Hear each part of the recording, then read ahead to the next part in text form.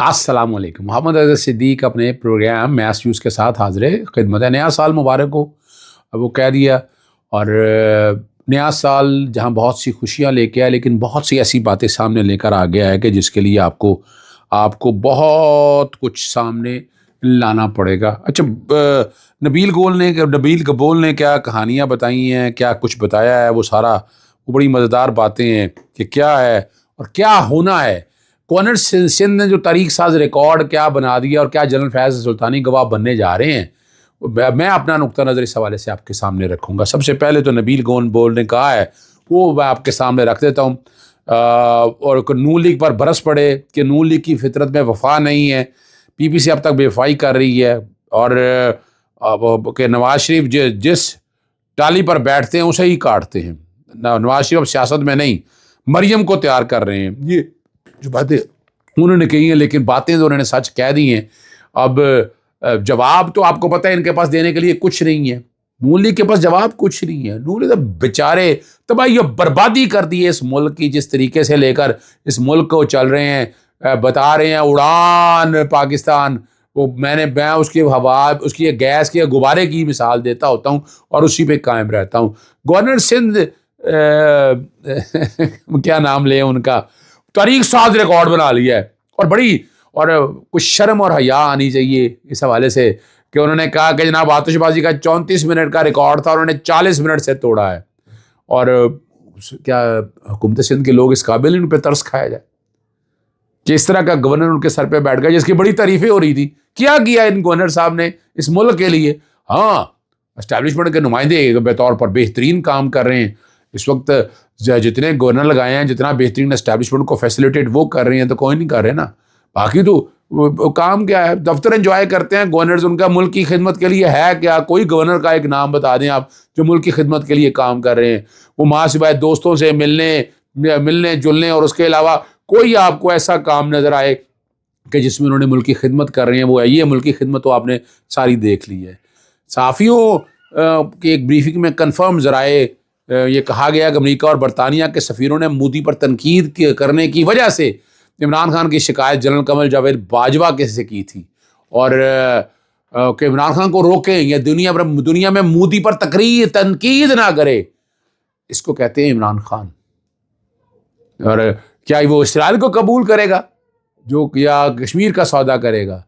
बातें सुनते रहे हैं आप सारी इन सब की।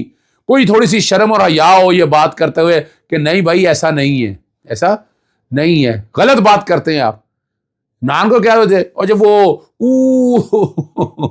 शहबाज शरीफ का वो बड़ा मशहूर है, ऊ।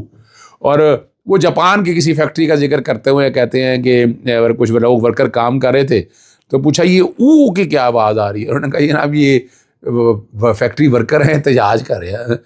उन्होंने एक से ज़्यादा आवाज़ सुनी ना, तो वो इस तरह कर रहे हैं, धरन देने की ज़रूरत नहीं, आप भी ऊ किया करें। अंदाज़ा लगाएं, कुछ शर्म और हया हो कि यहाँ बैठ गए। अच्छा, ये अगर इन्होंने ऊ करना सीखा होता तो तारीख याद है आपको, मॉल्टाउन के साने के लोगों के साथ ऊ किया था इन्होंने। या सुप्रीम कोर्ट जब हमला किया था, जब सुप्रीम कोर्ट को इन्वेड किया था इन्होंने, क्या ऊ किया था उस वक्त? ये जो कत्लो गारत हुई है 9 मई के हवाले से या 26 नवंबर के हवाले से, ऊ किया था इन्होंने। यानी ये सिखाएंगे आप बैठकर, आप जुल्म और ज्यादतियां कर रहे हैं और लोग खामोश बैठेंगे? ये कैसे हो सकता है? क्यों लोग खामोश बैठे हैं आपकी बातों के ऊपर? आपने नाजायज बच्चों, बीवी, औरतों के साथ जो जुल्म और सितम किया है उसमें क्यों खामोश बैठे? वजह बता दें आप। बिल्कुल ही खामोश बैठेंगे। किस लिए खामोश बैठे? आपने तो जुल्म तशद्दुद की इंतहा कर दी है।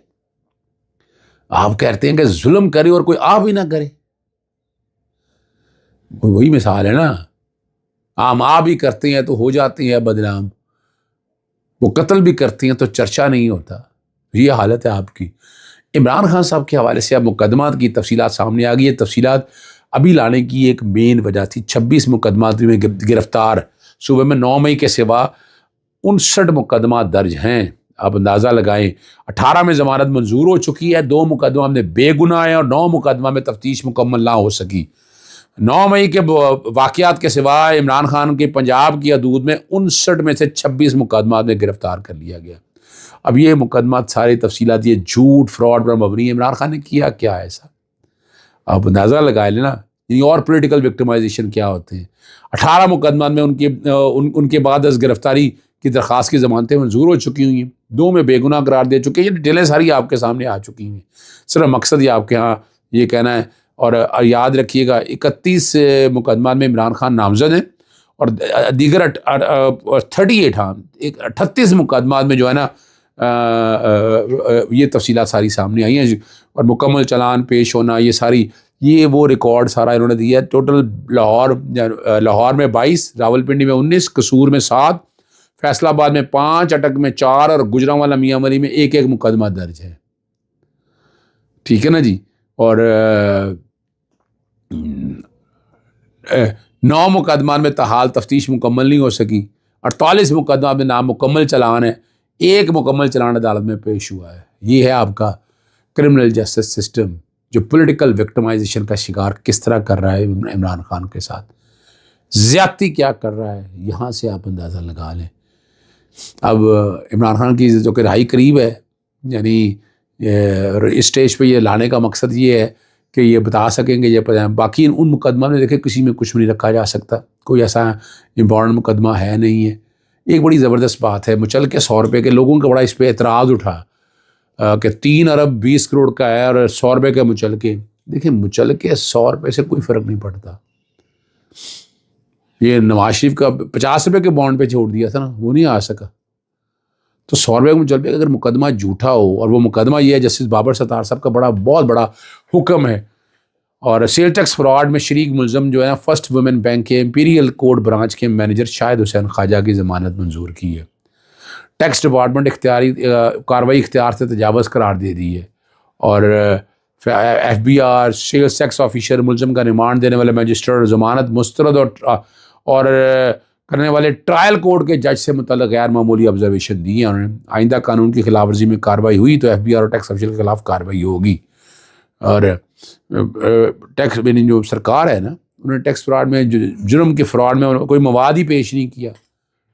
اور ٹیکس پیئر پر واجب الادا ٹیکس کا تعین ہی نہیں کیا گیا. دوسری جو بات ہے یعنی یہ ریفنڈ یہاں پر اور فیک انوائسز عام چل رہی ہیں.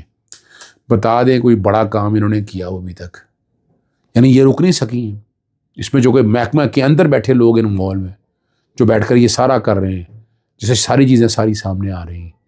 جنرل فیض حمید کے ٹرائل کے حوالے سے جو باتیں ساری آ رہی ہیں سامنے کہ ان کا ٹرائل تقریباً چند ہفتوں میں مکمل ہو جائے گا. اور سلطانی گواہ بالکل بننے نہیں جا رہے ہیں. اور نہ اس بات کی تصدیق سامنے ہے، یہ سننے میں یہی بات آ رہی ہے. تو سلطانی گواہ بننے کے حوالے سے یعنی اور نظر یہ آ رہا ہے کہ جنرل فیض حمید کا جو ٹرائل ہے نا وہ مکمل آ جائیں گے. اور آفیشیل سیکرٹ ایکٹ کے تحت مقدمہ ہے کوئی، اس میں بارے میں آپ بات نہیں کر سکتے. کیوں نہیں بات کر سکتے؟ بالکل بات ہو سکتی ہے. آپ اپنی ایک رائے دے سکتے ہیں. آپ اس کانٹیکس کے حوالے سے جو مقدمہ آیا ہے وہ مقدمہ تو دیکھیں نا، آفیشیل سیکرٹ تو آپ لیک نہ کریں، لیکن جو وہ مقدمے کی کاروائی ہے، مقدمے کی کاروائی جو اسی لیے تو کہتے ہیں کہ سب سیکرٹ ہو رہا ہے. ملٹری کورٹوں کے اندر، ملٹری ٹرائل کے اندر سارا کچھ سیکرٹ ہے. سیکرٹ کیا رکھنا ہے اپنے چیزیں تو باقی تو آنی چاہیے نا. سائفر کا آپ کو یاد ہے سیکرٹ رکھنے کی باتیں کی تھی، بہت سی باتیں ہوئی، لیکن عدالت نے کہا یہی فرق ہے اوپن ٹرائل کے حوالے سے، یہی فرق ہے. ٹھیک ہے جی. میں 2-3 اہم پٹیشنیں ہیں. ایک تو جو ایم پی اے وزراء وغیرہ جتنے اسپیشل اسسٹنٹ ہیں جن کی تنخواہیں جو ہیں بڑھا دی گئی ہیں، حرام کا پیسہ ہے یا پتہ نہیں باپ کا پیسہ ہے، کس کا پیسہ ہے یہ، اس والے معاملے میں کورٹ میں لے آ رہا ہوں.